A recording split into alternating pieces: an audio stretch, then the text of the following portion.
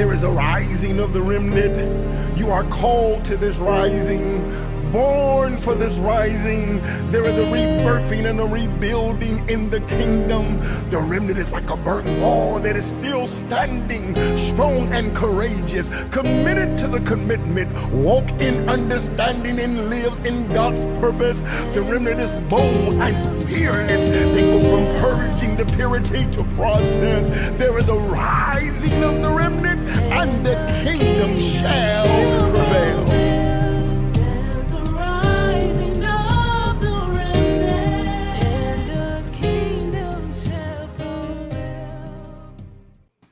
Welcome, everybody, to the Divine Insight Ministries. Again, I'm Apostle Robert Jenkins.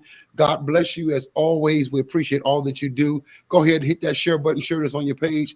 Also, you can invite as many people out. You can invite button. You can do that.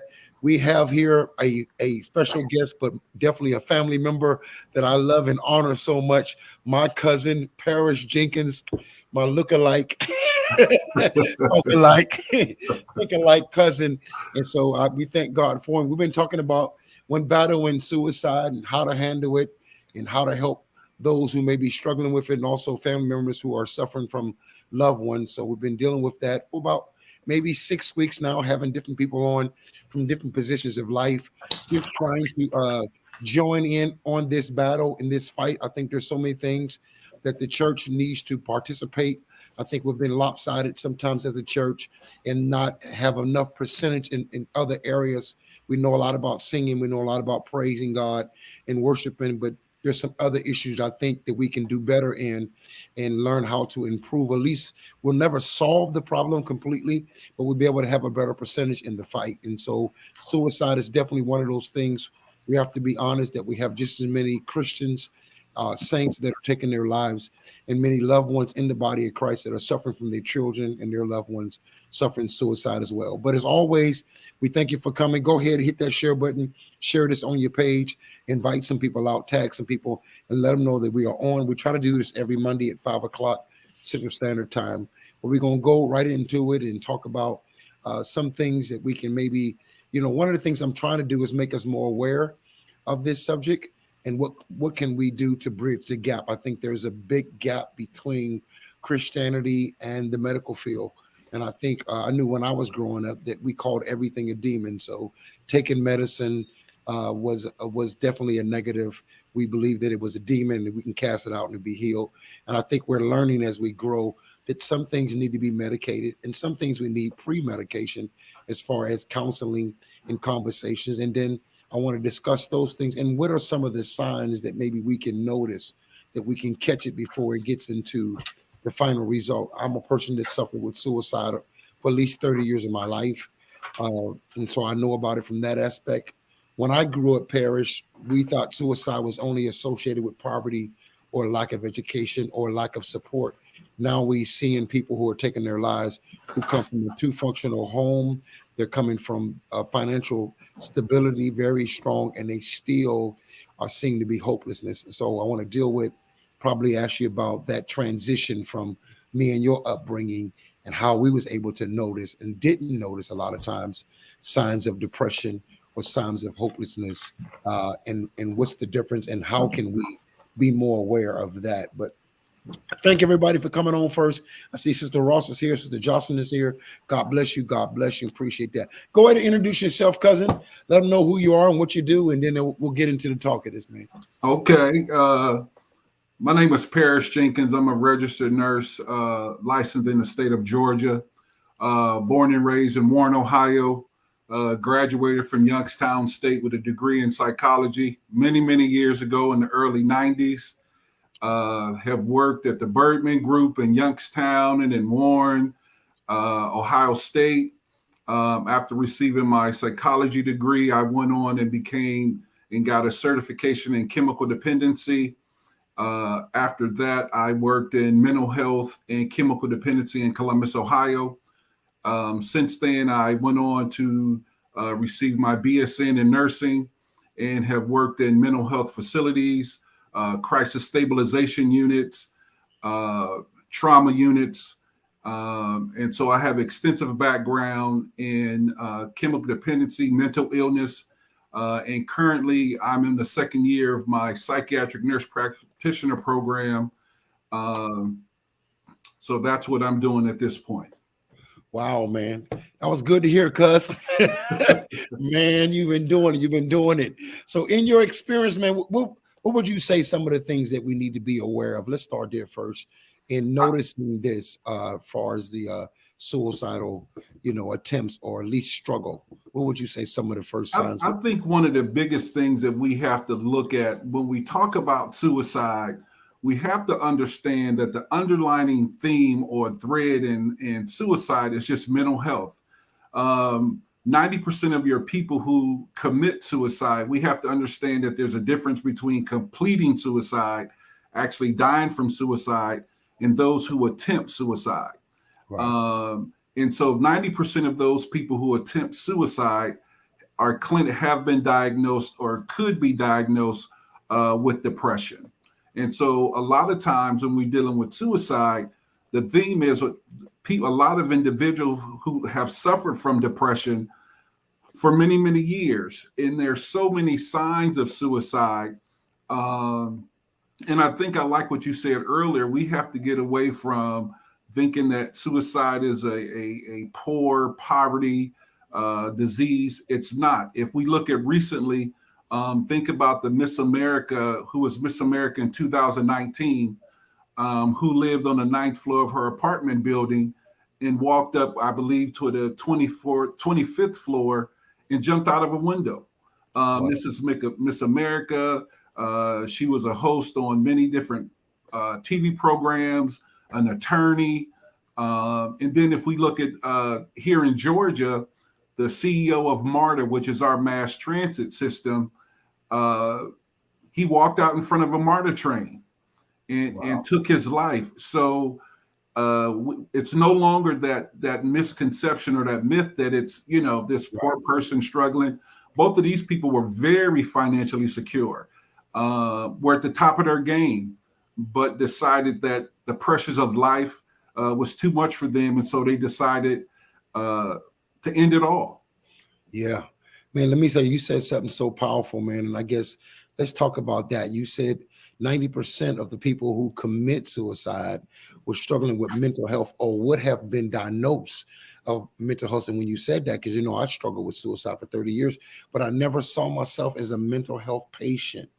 And so help me with the dynamic with that, because even that alone, if you're not educated, it brings a fear or it brings a depression, like it's something wrong with me, even though something is wrong with you when you don't want to take your life.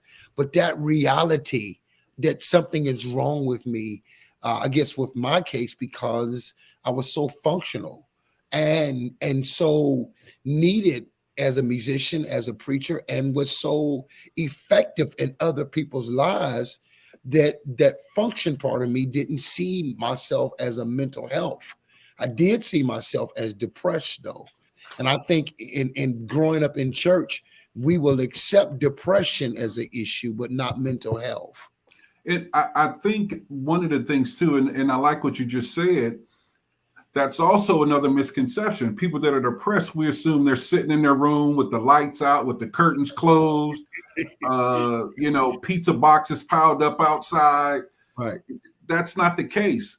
Another reason why a lot of people, when we talk about the depression of successful people or people who are very functioning people, there's also that failure of there are so many people depending on me.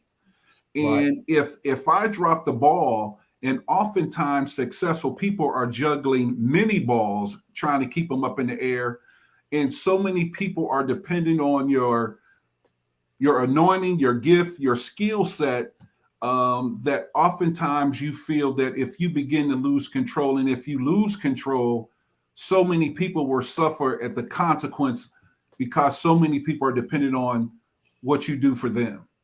Wow. And we had a psychiatrist on one of my daughters, and I was discussing that with her too, because she had talked about the signs of, isolation and being by yourself in a dark room. And I was sharing with her that was not my case. And I had a different case, and I was telling her, I think we was on to something even in my life, that people who are preachers, teachers, or entertainers, they may not have those signs because of the function, And that was my case. Go ahead. No, just like the gentleman in Atlanta, the CEO of MARTA, the week prior, he had several business meetings every day that he attended, that he performed in. The young lady who passed away, if my recollection is correct, several weeks prior, she was just hosting a major television show, and she had a couple legal cases that she was working on. So these are people who, if you were looking at them from the outside, which is another issue with depression and suicide, if you were looking at her from the outside, you think she rolling. You think the guy's rolling. You know what I mean? So you're looking like, man, they ain't got no problems. Right. And I think that's something we have to look at, because I think different people express it different ways, especially, and that's what I was saying in my case, I've been a preacher since I've been a child. So that level of dependency. So I've always functioned, and I love functioning in that. My problem was when I was off stage. I heard Michael Jackson say he was only happy when he was on stage. And when you raised to be something from a child, that's very common that you're not happy as a person. You're only happy as an entertainer. Or like I say, that dependency. And so you have a different set of signs that people normally won't see. And I think we have to be able to recognize that, because we don't want to keep losing people that we think is okay and they've never been okay. And who can recognize those signs unless you really, really close, or they feel comfortable enough to share with you their private depressions, And I think that's a very good point. I did a post on the LQ Foundation blog, and it was talking, and my question was, and this question is even for your viewers, how well do we truly know the people that we say we love and care about? How much do we really know about them? How much time do we spend to get to know them? Now, as Christians, and for those of us who have been Christian for years, we know how to wear the mask. We know the lingo. We know how to tell you we're blessed and highly favored. Right. And you going home kicking the dog, slapping your wife. Right. But we know how to put on those faces, those false faces. Right. And so we really have, and that's why it's so important. And one of the many things I want people to get from this is the people that you're close to, really take the time to really get to, first of all, know them, because many people know us in our profession, but they don't know us in our personal lives. Right. And a lot of times those are two different things. Right. Parish the nurse, I'm doing my thing, but at home and in my quiet time, that's where you really have to get to know people, because that's where the dysfunction lies. Like you said before, I like what you said about Michael Jackson. And it's interesting you mentioned him. I was looking at some of his videos and his concerts. When that dude was on stage, man, he was on a whole nother level. Right. Oh, yeah. I mean, I'm like, wow, stuff, Right. But at the same time, when I was looking at that and thinking about this conversation that you and I were going to have tonight, I was thinking about it in a typical tour with him. There's 80 people connected to that tour. Wow. Their families are dependent on it. The money is the people setting it up, the stage hands, the producers, the TV. I mean, it's so many people. And so even for a person like him and like other successful people, there are so many people depending on you. You can't let them know that you're weak, that you have issues, that you fail. Right. Or how you see yourself. One of the struggles for me was, will I have the same respect and applaud and love for Robert Jenkins, or me as Vale Duvall, as the preacher? Especially when I came to know that I had value from what I did. I wasn't raised to really know value from who I was. And we can say, you should know who you are, but who going crazy when you sitting at the house? They going crazy when you preaching, when you teaching, and when you playing the drums. And so that's your first introduction to that I'm good looking, that I have value, that I have significance. And so if that's not the real me, and I'm telling you, I'm depressed, I'm destroying my stage name that gives me a form of identity or form of value. And so to be honest with that, you really have to be with people that you know that my perception of me won't change, because I don't want to lose that. This is what people struggle with when they're Jim Brown and you no longer playing football. Exactly. You go into depression, what I'm Exactly. saying? Don't nobody care about you now. We don't care I about mean, you think about it, you bring up a good point, and you and I've discussed this many times. I remember you when we were kids, and back in those days, it's like, man, Vail on them drums, man, them jokers screaming over there. I mean, right.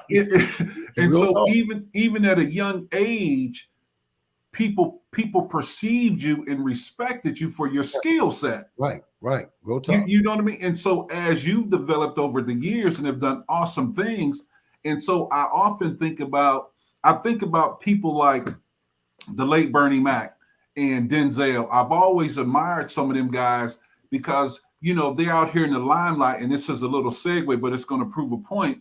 Right. A lot of time those guys stayed with those women from the early days because those women knew them when they were not Denzel, when they were not Charles Barkley. Right. Because a lot of times as people become successful, the people around you, they're not around you for you. They're around you for what you provide for them. Wow. And when you lose, and that's the fear, and that's also where depression comes in. If I age out of sports, I'm 40 years old now, I can't play no more. Right. If my voice is not what it was, if my timing on the drums is a little slower now. Right. And so now Vail is not, he's not the 20-year-old kid no more. There's another kid coming up now that's Vail. So how does Vail perceive himself? Right. Right. Real talk. And I think that has a lot to do with it. And if not, we'll change drugs. A lot of people shift from one entertainment to another, but they still have never had a healthy viewpoint of themselves. I think, and I'm glad this is happening now. When I was coming up, you only knew people by their name, like Michael Jackson. So that was his name. Now they making you take on a stage name so you can find yourself. And I think we need to do that with preachers. That's why I'm hard on titles, because I know what it is to hide behind that. And you can be a depressed apostle. Yes. Be suicidal prophetic. You know what I'm saying? And your gift is still in operation. And so how can we separate ourselves so that we all know who that is? Or you can come down from that self, to be able. If not, you'll get stuck in that role. It's no different than Denzel Washington said it took him a while to come out of the role of Training Day. Mm-hmm. You know what I'm saying? And who's to know when you come out how you gonna really feel? You know what I'm saying? Or you'll be so quick to run back in. So you'll keep going from one job to another or from one education to another. You're chasing something because the real you don't feel good about. So you have to stay away from that person, Exactly. And that's so important, that who am I? Who is Parrish if Parrish didn't have these letters on his chest? You know what I'm saying? Right. Who is Vail without Apostle Robert Jenkins? Right. you know what I'm saying? Real talk. Who is Michael Jordan if he couldn't dribble a ball? Right. And those are the real issues. And I think one of the big issues is that we have to be so selective in who we allow in our inner circle, because and it is also a plea to those who are in our inner circle. There's a responsibility to being in the inner circle. And it's that thing of, because if I'm allowed to be in the holies of holies, if it were, or behind the veil, there's responsibility and a privilege to being in that place. And we have to take it upon ourselves, if we can be in that place, to really, I have to know Vail, I have to know Apostle Robert, I have to go back, I have to know Vail. You know what I mean? Because that's the real apostle. That's where the real apostle comes from. And so being in those holies of holies, if it were, we really have to take advantage of that opportunity. And it's a privilege, and to really take care of those individuals and ask the hard questions. How you really doing? Oh man, I'm good. No, bro, no. How you really doing, man? What's going on? Right. Those questions. Because here's something else. When we're in those places, it's easy for a lot of people around us don't want to shake the tree so much because they know that their provisions is connected to the tree. So Wow. I'm only going to shake the tree so hard. Wow. Sometimes I even think about here, and not to constantly go back on Michael Jackson, but I think about his physician. His physician should have said, "I'm not giving you no more. Right. I respect you too much to Right. kill you, to keep giving you this stuff. I'm not giving you no more propofol. I'm not Right. giving you no more." Wow. Now, he may have fired him and tried to get somebody else, but that was that doctor not having integrity. And that's what we have to the people that we love, that integrity to say, "No, man, no, we have to be able to call each other out on our stuff," because that's how we really get to know them. Because a lot of successful people, the people around them people really don't know them, nor do they care to. Right. And so that's a whole nother thing. Wow. But I love what you just said, man. Let's put a pin there, because sometimes we take advantage of the privilege, but we don't embrace the responsibility. exactly. Yeah. And I love that. Yeah. It's a privilege to be my friend, to be Michael Jackson friend or Prince friend, but there's a responsibility that comes along with that if you TD Jakes' friend. And sometimes we want all the privileges, and that's why we won't shake the tree, because we don't want to mess up the privileges. Right. Exactly. Not taking our responsibility as a friend. Yeah, Right. because see, that's where the real love is. Right. The real love is for the friend, the family member, to be able to say, "Look, I got to tell you this, regardless of what you say after I tell you this. I have to let you know, man, you off base, man. Right. You off base with that one." Right. And to really ask you what's going on, because so many times people who are depressed, first of all, a lot of depressed people are not going to tell you, "I'm depressed." Right. However, if you watch them closely, their behaviors will tell you that they're depressed. Right. And that's what we have to see. We have to look at those, not what you're telling me, Right. but see, if I really love you, it's just like with you and your wife. Right. If your wife walk in the house, right, and walk in, take her stuff off, and don't say nothing to you, you like, "Hey, baby, what's up?" right, Something up. right, Because it's not her normal behavior. right. Anyway. Man, that's great. And I tell you, man, to tie into that, man, I got a lot of questions for you. The psychological struggle between me knowing that they're only connected to me because of the privilege I made available to them, and that I don't have no real family or real friends, can break me to another place of depression. That was one of the things that I struggled with, because I felt like that if I didn't play drums and if I didn't preach, then who would really want to be with me?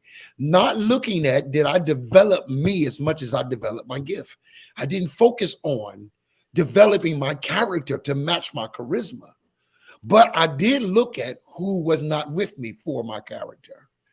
And I used to say, I wouldn't have any friends if I can do this. Most of the people who called me that I was glad they called is because they needed a message, or because they wanted me to play for them. Mm-hmm. And so it was easy for me to prostitute myself in those arenas, even though I made myself available, and they had a privilege to be connected to your name. When your name is great, everybody want to be connected to a great name. You know, I remember me always, when I would meet somebody who was a musician, the first thing I would say is, "Hey, do you know Eddie Howard?" "Hey, that's my cousin," because I was even struggling there. And to know that Eddie was my cousin and everybody knows Eddie Howard made me feel good. Now, do I care that you ever meet Robert? Because I'm just as talented as he is in my arena. You see what I'm saying?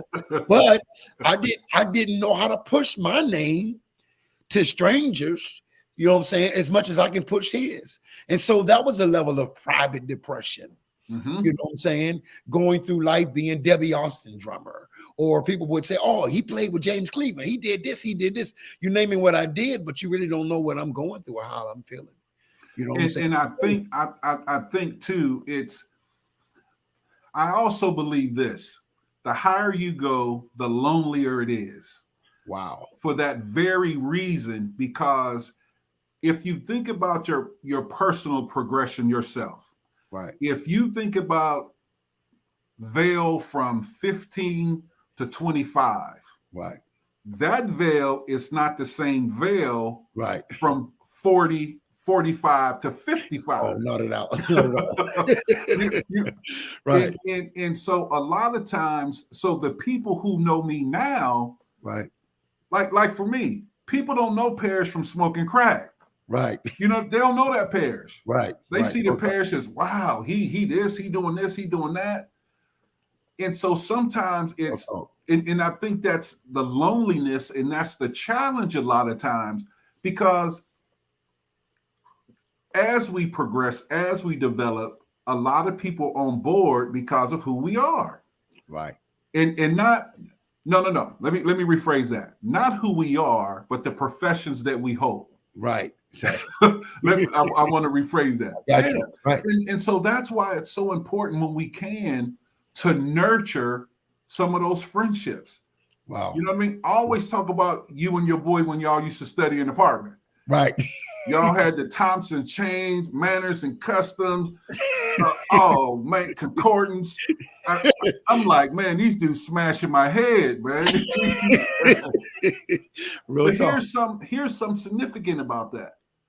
That guy know you from the pit, from the struggle, from the beginning. Right. And sometimes we have to, when we can, when possible, we have to nurture some of those friendships, because those are the people who really know us.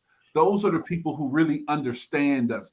Those are the people who understand the sacrifices. See, something else with the people who meet us along the way, they don't understand all that stuff Vale went through. He on right now, Reggie. Man, people don't understand that. Yeah. People listen to you now and their heads been like, woo, man, that revelation was crazy. But they don't understand all that preparation. And I think what happens for a lot of people, they wake up in there in these environments and they realize these people don't love me. These people don't know me. Wow. And so they battle with that. Wow. If I'm not, you know, the Miss America, if I get a scar in my face and I no longer can get public appearances because I'm disfigured, what happens? What happens to me? Wow. You know, you said, but anyway, you know, and I was going to go there too, man. I think some of the pressures when we are gifted, because of the responsibility that's put on us to maintain that level, you know, trying to live up to your dad's name, trying to live up to a name that you've been given, because people found out you can run fast, or they found out you can dribble the ball. And so now, you know, there's one part of you that loves it. It loves the money that comes along with it. It loves the attention, but there's another part that still longs to be loved for a pure reason of who you are. Mm-hmm. And I think that's a dichotomy, and you run into that. Mm-hmm. You want to pick which one you want to be loved. You know what I'm saying? And you can't live that for the rest of your life. There is a real you outside of that, you know, and like you said, and then when you get older, I think about the Tony Brastons, when I no longer need you, you know what I'm saying, and things like that, and you struggle with that. And so, man, that's good stuff. What would be some of the things? Go ahead. No, I was going to say, when you look statistically, the majority of people who commit suicide are 45 years or older. Wow.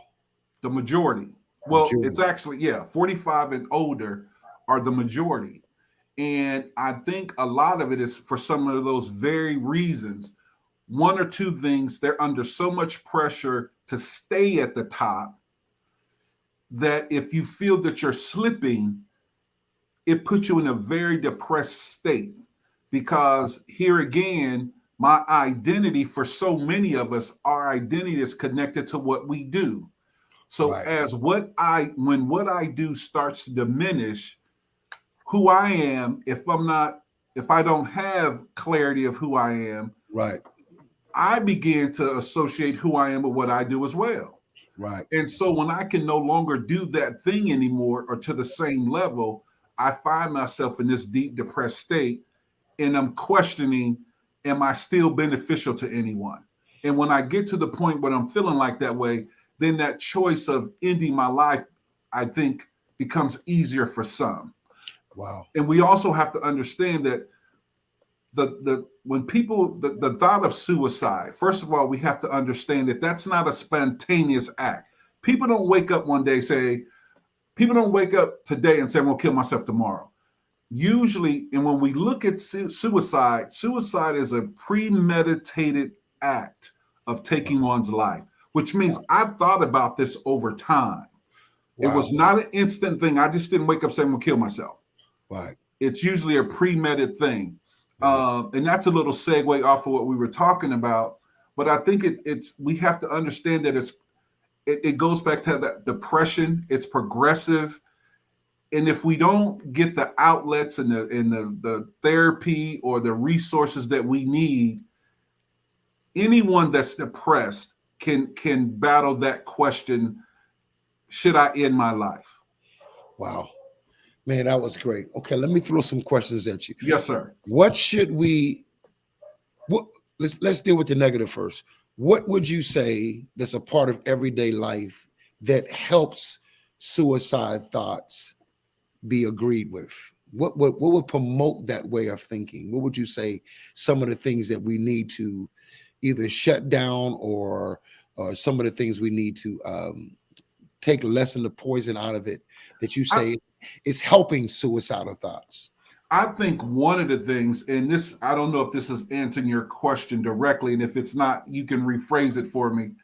I think one of the things is that society continues to put pressure on us to perform. We're always pushed to perform the next thing, the next, and so you're always trying to perform. Excuse me. And I think there's so much pressure in that where some people cannot sleep at night because they're thinking about what they have to do tomorrow to continue their brand, to continue their legacy, to continue the finances or whatever it is. And I think society adds so much pressure on us. And I think that's one of the things that if we could minimize that to some degree, it would be beneficial. Wow, that's good. Okay, yeah, that's that. You in the right vein. What would you say is? I'm thinking about television. I'm thinking about different things because I always think that media has so much to do with our thought process. I do believe television is a television, and I think we're programmed most of the time. And when I see a lot of TV shows now, I think we have been desensitized to value life.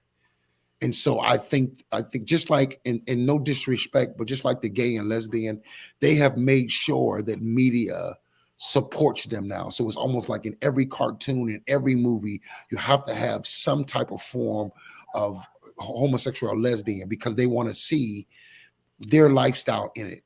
I think at the same time, we have made sure that we have devalued life, that killing has to be a normal way, rape, all these things. And I think the value of life or positivity is not being fed to us anymore as it used to be. And I think that's a play too.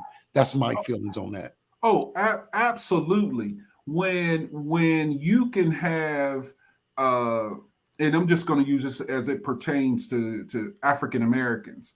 When as a group, when we promote, I look at some of the things on YouTube or TikTok or whatever it is, how we encourage another man to stomp the dog doo-doo out of another man. Right. How we any of the ills of life, how we kind of celebrate it. And right. And I think about how I was thinking about some of the Winter Olympics just passed, and how, and even with the Summer Olympics, how some of the people, it was the first time that people felt bold enough to say, I'm under pressure. I don't know how to handle it. It's too much. And it's the first time that in media, we really have valued a person saying, I'm depressed. I'm not feeling this. Right. And I think when we look at our TV, it seems like, I like what you said, we're so desensitized to where if a TV show is a nice, family loving show, that show don't get no ratings. Right. They don't get no ratings. Real talk. But now if we have a violent show and they killing each other, right. and if we're dabbing into the supernatural and all of that, man, them the top shows. Right.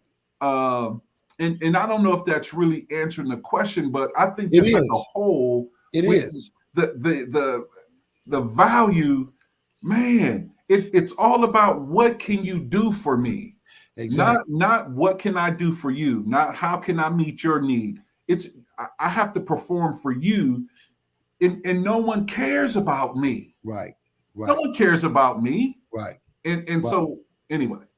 And you know, that's exactly where I wanted to go, because I'm stepping out by faith. I'm believing God, and I'm going to start addressing some of these issues and some of these gatekeepers and watchmen to have more integrity. We can't talk about have the integrity as a friend and not just use your privilege, but use your responsibility.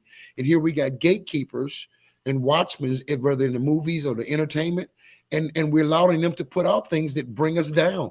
This is something that when rap first came out, there was issues that was drawn. I felt like some of the things were overboard, but I think the precaution of what it could build, I think we do need gatekeepers to say, hey, you just can't give everything to our kids, and because you're African American, it'd be okay. And so I feel the same way. When Black Panther came out, I love Black Panther. Very positive movie. It made a whole lot of money at the movie theaters, but it was no comparison to the movie that Will Smith just did with Serena and Venus about their life and how that father pushed those two young ladies and had a dream and had a vision and wrote it down. It was an impeccable movie. But that movie did not sell at the box office, and it didn't get the talks. And here, that was a true story. Right, exactly. And he wasn't a perfect father. He wasn't a perfect husband. But one thing, he did support his children, and everything that he had predicted, it came to pass. But we didn't push stuff like that. And I think we need people to stand up and say, I don't know him, Tyler Perry, but I think we got to start having some type of accountability. He just produced another movie out, and to me, it was terrible. And this man has a lot of money and has a lot of clout. And I think we got to be able to say we can't be upset when suicide happened, when we have gatekeepers that have the influence through media, through entertainment. It's the same thing with entertainers who write in filth, and you're supporting things. All of a sudden now you got an R. Kelly who's a genius as a writer, but was doing these things to these young ladies, and people knew about it, and only he got arrested, and worried about everybody else, the bodyguard and everybody at the house who's a part of that. And I think we got to start standing up. We can't wait for people to take their lives and not deal with the things that may be causing a level of depression at every level. That's from the pulpit. We got pimps in the pulpit too. And so we got to deal with on every level. And I just think we have to do that. And I agree with that. I was thinking too, when we think about social media, and we think about the amount of young women who are attempting suicide because social media says you have to look this way, you have to be this way, and if you're not, you're really not worthy. We really don't even care about you. And I think a lot of times, and then we have people who are bullying one another and shaming one another. Right. And so it's so many. I think too, when we talk about this, there's so many layers to it. Social media, entertainment, our music. Our music is degrading to one another. Very much so. I mean, we came from a marriage retreat in Charlotte, and we had the little ball, and we had some music playing, and it's the old school music with a dude talking about how he loved his woman. Right. And it's like, wow. Right. And this is going somewhere in a different vein. And then the music today is, if she ain't acting right, get rid of her, get you another one, and you need to have two of them anyway. Right. Right. And then call her the B word and the H word at the same time. Get glory out of it. Right. And I want to go to something else real quick too. Okay. When we talk about mental health in the church, I think one of the issues that we have in the church, first of all, we over spiritualize issues that affect people, and we have too many people, in my opinion, who are trying to counsel people who are not certified, licensed, educated enough, because what happens is there are certain things that we can handle on a secular level, so to speak. But sometimes we have to know that this condition, this person, what they're dealing with, what they're talking about, I need to refer them to a licensed, trained, certified therapist, counselor, psychiatrist, because I think the church does a disservice as it comes to mental health.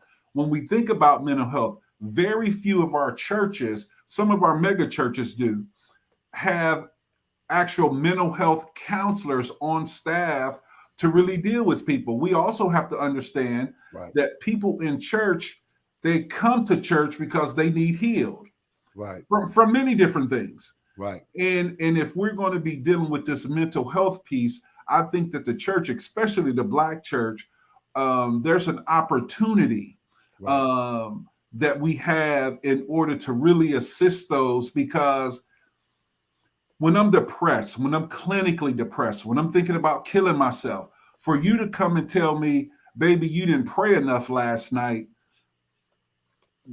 that's not touching it. That's not touching it. Anyway, go ahead. I'm sorry. And no, I agree with you 100%. I mean, that's one of the things I'm trying to push is, why don't we have doctors on staff at the church? You know what I'm saying? Why don't we have psychiatrists on staff? There is enough saved doctors. You know, I do believe in the spiritual aspect, and I think some things need to be dealt with from the spirit. I do believe in demons. I do believe in demons, but I always believe that psychology and theology is one. That I think the purpose for theology is for the psychology. It's the saving of the soul. Prosper even if your soul prosper. Yes, sir. And so we have to deal with that. And so when Jesus made a statement, this kind comes out by fasting and prayer, was he referring to just demons? Or was he referring to a chemical? You know what I'm saying? Bipolar. Bipolar. We know that Bishop Paul Morton struggled with bipolar. He went to a doctor, but there were a lot of times when he wasn't clear on what it was, that he got prayer. But then when he went to the doctor, he had some chemical imbalances. Absolutely. You know what I'm saying?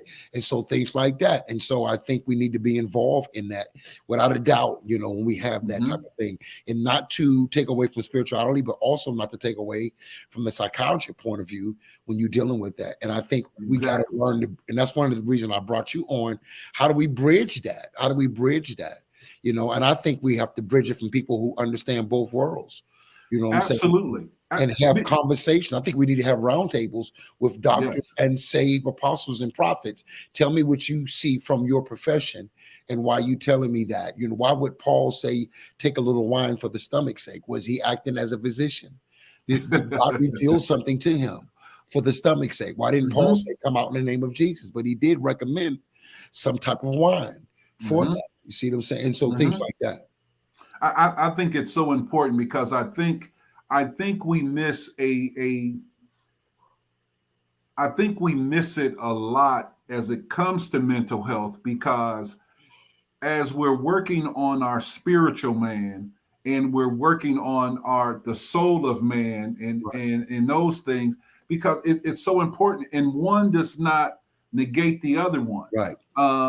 And when you have people on your staff who are trained to deal with, because I think too, we have to understand too, even when we're talking about a spiritual warfare battle type thing, everyone is not on the same level of understanding of salvation, of faith, of what this whole thing means.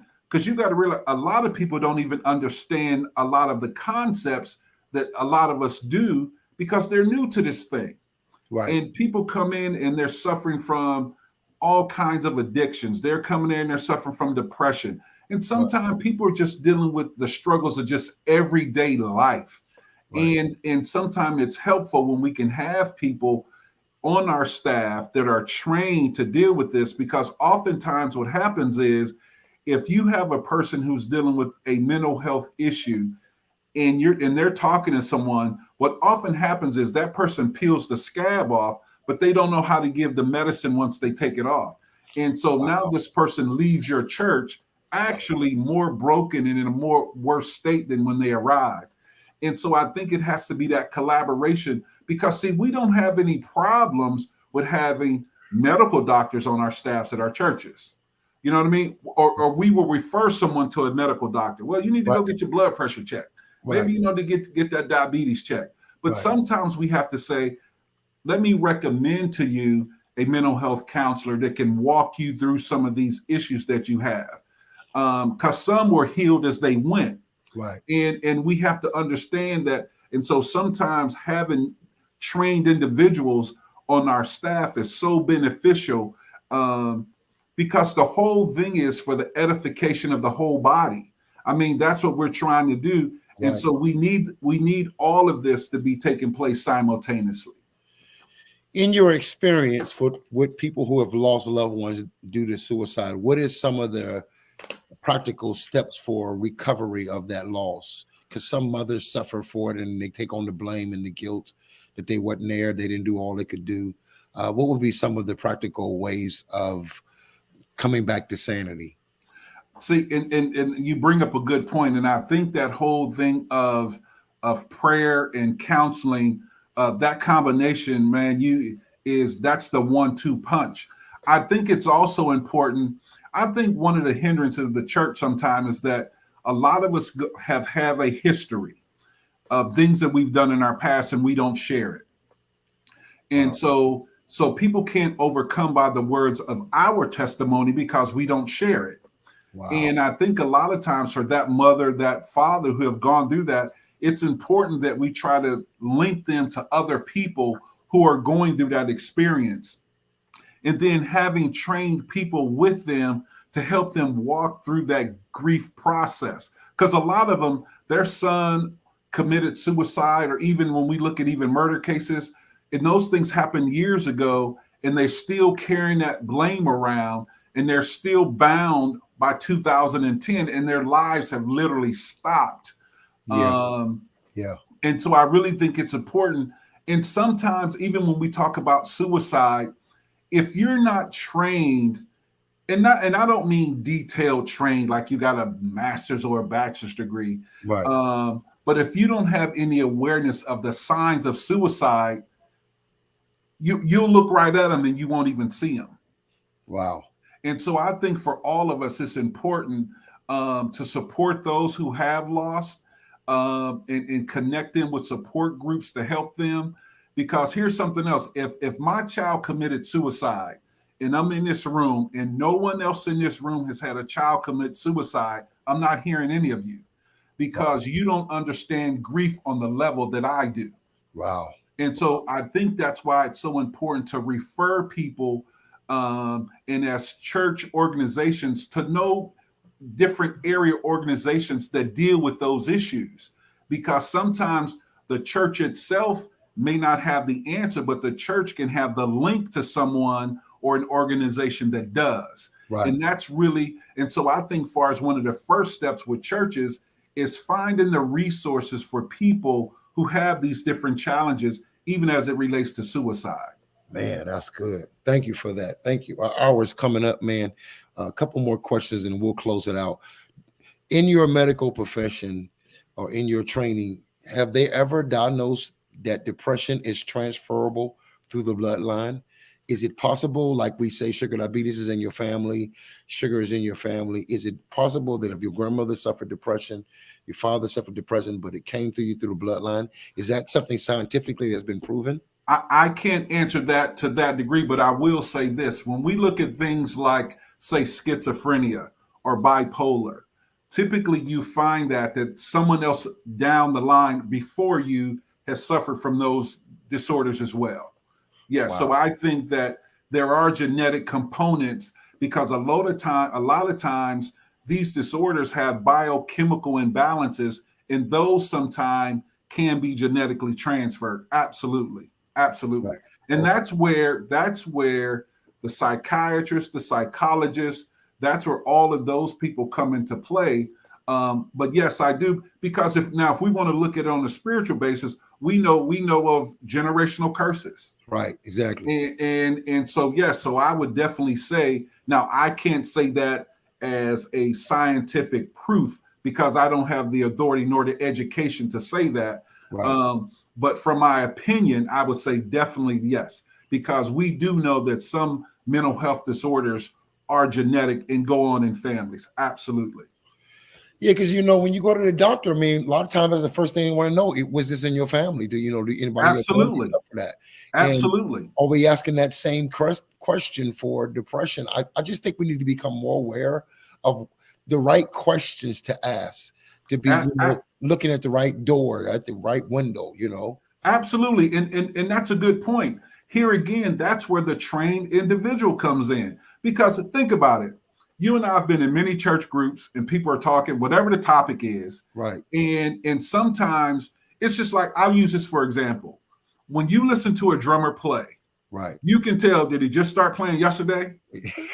You know what I mean? You can tell if he's an average player, right, or if he has a gift. Right. I mean, because that's your avenue. Right. You understand what I'm saying? Right. And so I think when we have, here again, going back to the point, we need to have trained people in our congregations and allow them to do what they do. I think sometimes, and the pastor has to understand that having the counselor or the therapist on your staff does not negate anything that you do. Right. Right. Because you guys are working in a collaborative approach in making sure that God's people get all that they need. All that they need. Right. Man, this was great, man. Thank you. Thank you for this last question, man. And we'll close it out. We got 4 minutes left. How can we bridge the church world and psychiatrists and psychology together to work hand in hand against this battle? What will be some of the practical ways of bridging those two? I think the first thing I think about, there's a pastor in the Akron, Cleveland area, R.A. Vernon. And then here in Atlanta, we have Jamal Bryant. Jamal's sister is a therapist. And even in Akron, and what they've done in their ministries, they have mental health counseling departments, if you will, within their churches. Wow. And I think that it's so, and they're not the only two. Those are just two that are just on the top of my head. Right. Because it's so important. And that's what we have to do. We have to have, it's just like if we were doing a health summit at our church, you would have to have a doctor present. Wow. Or a nurse present in order to talk about that. I think what we have to have are therapists, counselors and even if we don't have them, we can refer them, and we can also bring them in to do conferences, talks, small groups in our churches. And I think the leadership first has to sit down with these professional individuals so that they can get more insight into what's really going on, so that they could even be better equipped in ministering to their people. Man, you just helped me with that. So one of the things that we need to add to our leadership conferences is the mental health, because it seemed like when we have these leadership conferences, all we're doing is going to hear another great sermon. It seemed like we haven't broadened our doors, to a lot of different areas that we're being affected by in our congregation. Everybody likes to help the homeless, and I think we should continue helping the homeless. But when I went to feed the homeless, it was like 10 groups down there passing out. They was getting more food than me. They was rejecting my food because there was so many people. And I'm like, why are we overloading the homeless situation when we're not overloading Medicare? We are not overloading children who are being sex trafficking. We don't have departments like our Sunday school department don't go no further than Sunday school. These other issues we're not dealing with. And so you really made that clear that we need to add those to our convention. We have a leadership convention. How you have a leadership church and nobody in your leadership understands or connected to mental health? Who are you leading people who are struggling with that thing? And here's the reality. Here's the reality, Vale. Every pastor that stands before a congregation has his or her own issues that they deal with. Because we have to realize that the majority of issues that we're talking about, I'm not talking about psychiatric issues. I'm not talking about schizophrenia. I'm not talking about that. But I'm talking about a lot of the mental health challenges that we have is because of things that have been done to us and against us as children. Wow. That's the root of this thing. So when you have this person in church, man, you're looking at a 40-year-old man, but who you really need to talk to is that 12-year-old boy. Right. That's the real deal. Right. We have to understand this too. If you had 10 women in a room and you can pick any random 10, 5 of them have been abused sexually. They've been touched inappropriately. They've been fondled inappropriately. And the statistic is probably more than 5, but 5 is a safe bet. Wow. And so what needs to happen, and we need to open a dialogue so that those women can help other women who are coming through, who are dealing with those issues. Abortion, women who've had abortion. If you go to any church, if there's 50 women in that church, I guarantee you at least 3 of them had an abortion. Wow. And they need, here again, we overcome by the words of their testimony. Right. Those women, the best person to help a person in depression is someone who has come through depression. Right. Right. When we're talking on the secular level. Right. Right. Because they understand what that feels like. Right. If you've never gone through depression and you're trying to talk to somebody about depression and you've never experienced depression, man, you can't talk to those people. Right. And that's the disservice that a lot of churches do. We have people in positions that should not even be there. That's a whole nother conversation. Right. Appreciate your time. Man, thank you, man. We're going to have you back, man. You know, we always enjoy the dialogue, me and you. And Doc, it's been a blessing. Thank everybody who is listening. This has been great. I hope you hit the replay and watch it again. I hope you've already shared it on your page. This is Divine Insight Ministries, and this was my cousin, Parrish, who gave us some great tips of how to be aware of some of these things. And let's join in on the battle. You never know. You may be suffering, or you may know somebody who's suffering, or you haven't met that person yet. At least you have some awareness to be able to begin the process of healing. It's all about that. Don't leave before the miracle happens.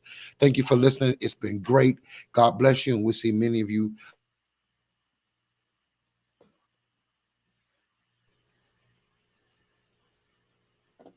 Thank you very much. Thank you.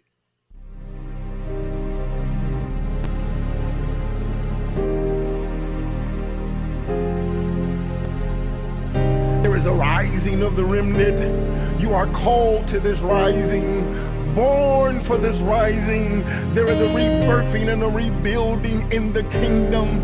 The remnant is like a burnt wall that is still standing, strong and courageous, committed to the commitment, walk in understanding and live in God's purpose. The remnant is bold and fearless. They go from purging to purity to process. There is a rising of the remnant, and the kingdom shall